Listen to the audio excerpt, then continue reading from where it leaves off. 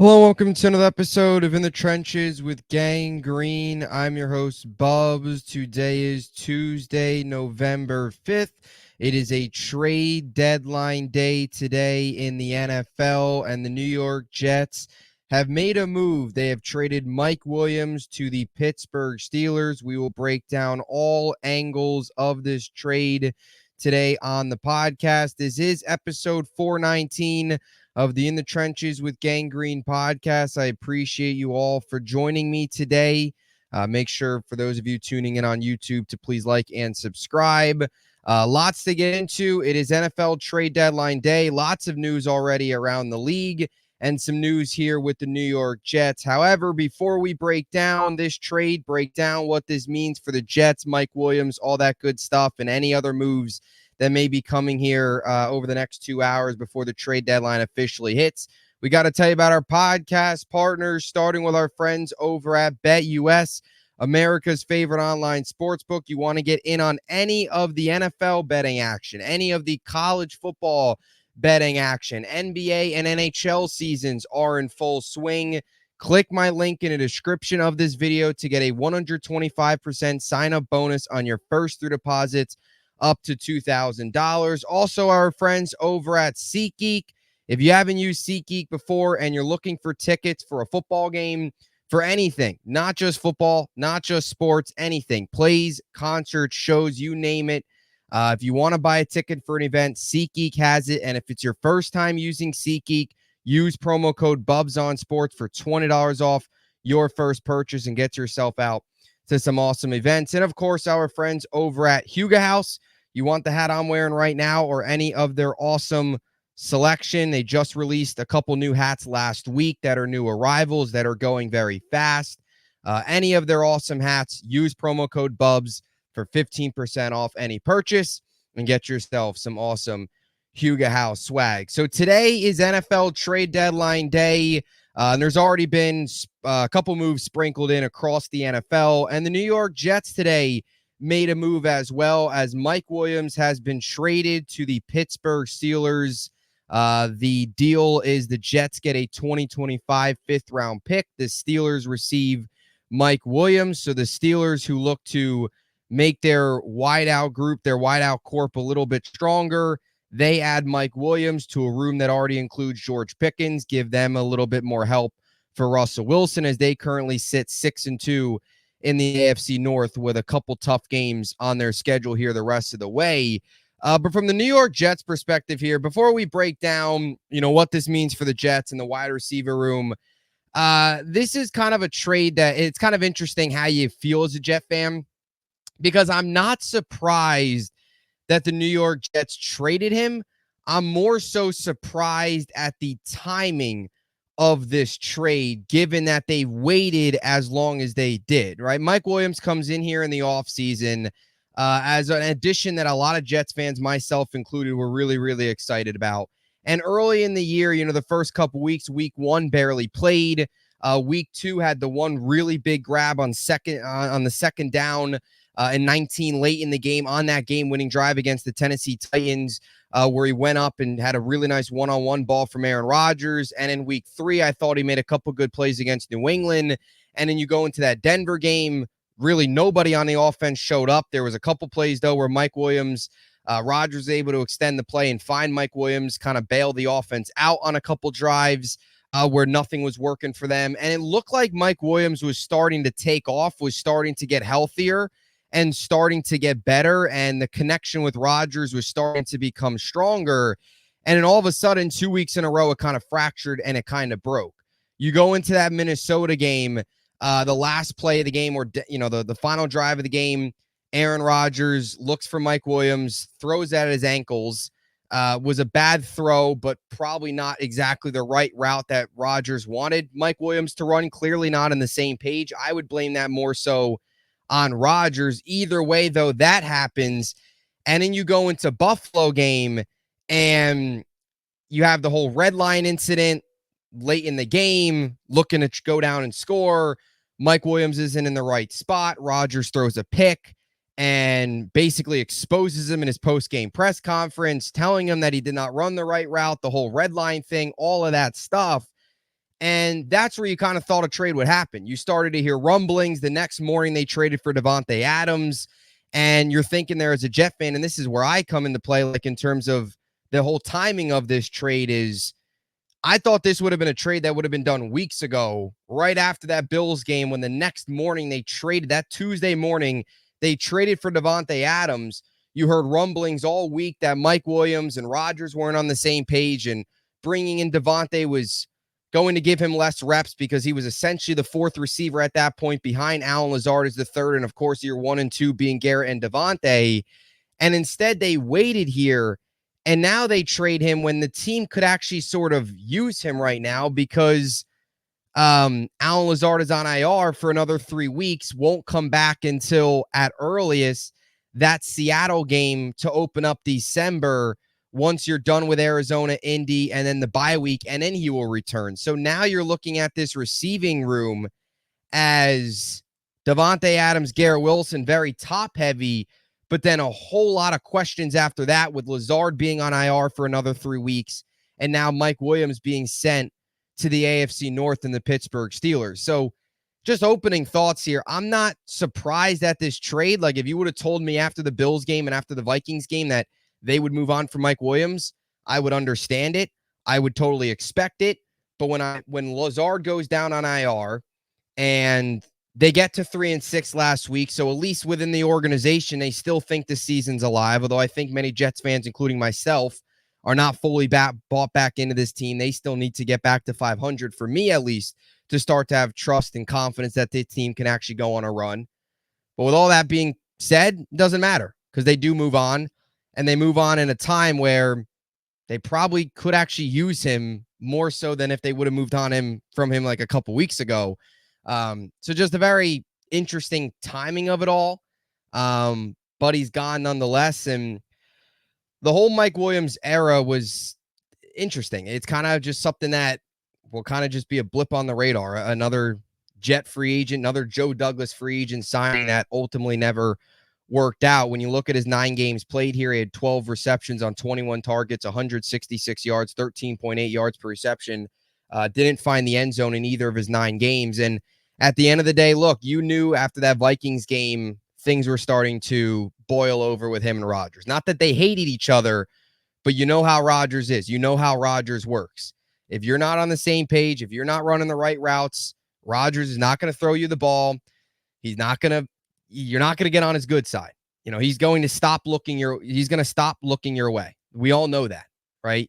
And that's kind of what happened with Mike Williams. Then you get the whole Buffalo thing. So this has been kind of brewing for a while. And then you bring in Davante. So his spot on the depth chart kind of just drops even more. Not much of a role for him. You look at his game logs. I mean, you look at what he's done. He had 1 catch against Pittsburgh, which many thought that would actually be his last game. There was many that thought, depending on his performance in Pittsburgh, the Jets might trade him after that game. Sure enough, who would have known? I mean, we could have just left him in Pittsburgh at that point, and they could have done this 2 weeks ago. Either way, then he doesn't have a reception, doesn't have a target against New England. They didn't even look his way. I mean, even in that Pittsburgh game, they gave Irv Charles a red zone target in that game. So clearly the disconnect, clearly the 2 incidents that happened in Minnesota, or the 2 plays, that the one that happened in London against Minnesota, and then the whole red line incident, Mike Williams running the wrong route against Buffalo late in the game, clearly just tanked his value here, and the Jets feel the need to move on, and he's not going to come back in the offseason. So you get a 5th round pick for him. And, you know, I'm not going to sit here and be fired up for a 5th round pick. Obviously, 2025 5th round pick. I'm not going to sit here and say, oh, the Jets are going to draft the next great guy. But look, it's a 5th round pick. You can find guys in the 5th round. I mean, the Jets found Michael Carter in this 5th round. He got a second contract. They did find Brandon Echols in the 5th round, in the later rounds there. He's been a solid depth piece at corner. So the Jets have found a few players in the 5th round, but I mean, not going to sit here and be all giddy and all fired up about a 5th round pick. I think this is more so you just get something for somebody that it's kind of the angle is kind of a win-win. The Jets move on, get something for him. He gets he gets to go to Pittsburgh. He'll play a bigger role there.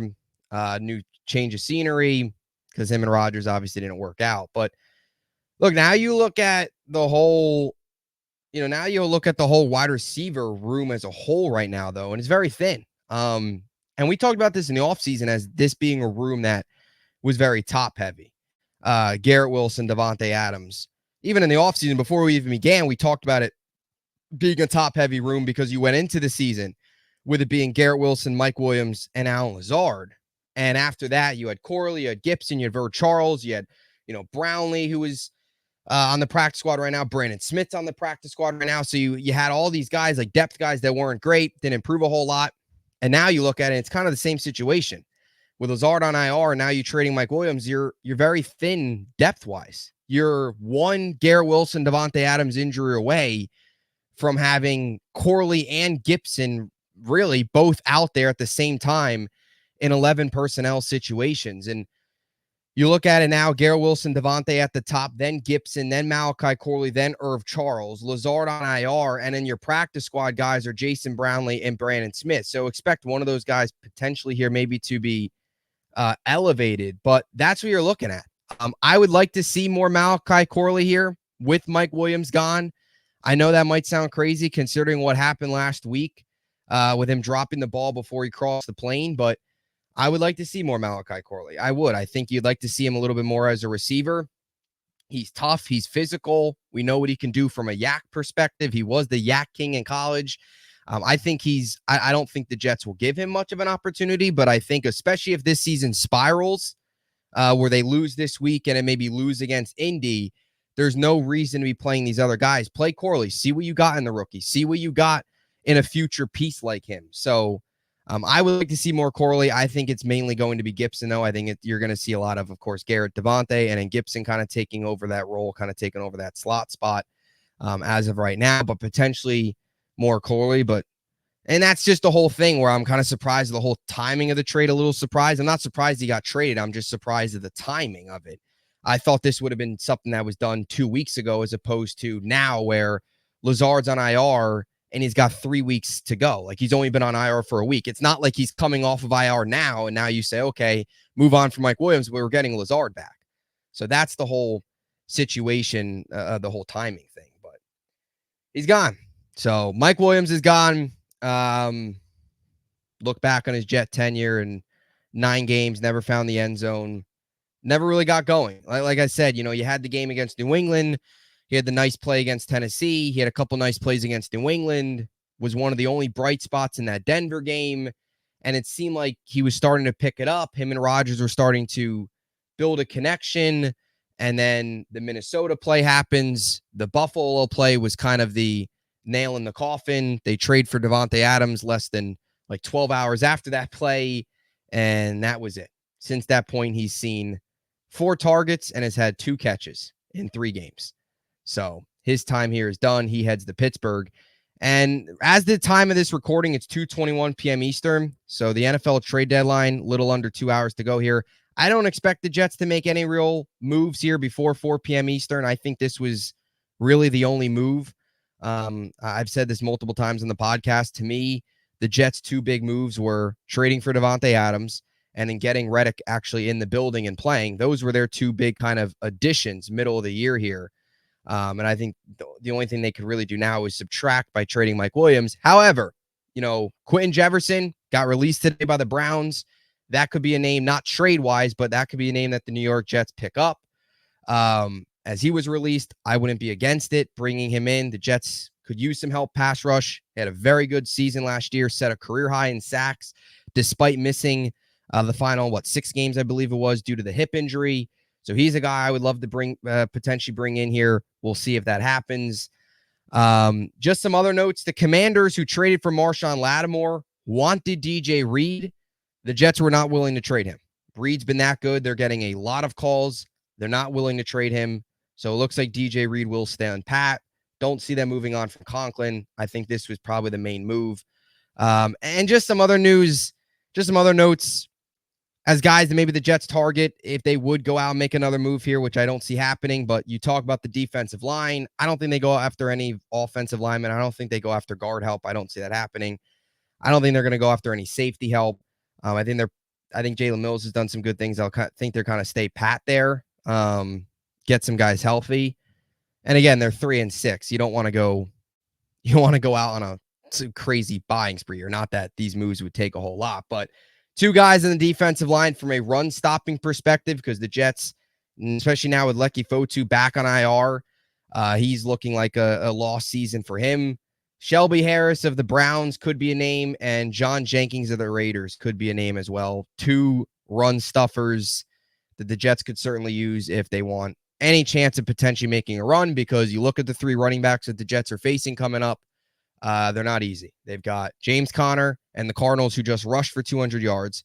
You've got Jonathan Taylor, a bye week, and then you've got Kenneth Walker. So does not get any easier for a Jets defense that has struggled against the run this year. So in the next hour and a half, maybe names to look for, but I don't see that happening at all. So I think this is it. But we'll see. If there is another move, we'll be on it with another episode. Let me know what you think about this move in the comment section down below. Mike Williams is gone. 9 games he's out. By the way, the Steelers will pay the rest of his salary. So that is something to note here on the trade. But that's it. Get ready for more Xavier Gipson, and maybe Malachi Corley actually gets involved from a passing game perspective. We'll see. So that'll do it. Stay tuned. A lot more content coming your way. As always, appreciate you all for tuning in, and win or lose through the highs and lows, JETS, Jets, Jets, Jets.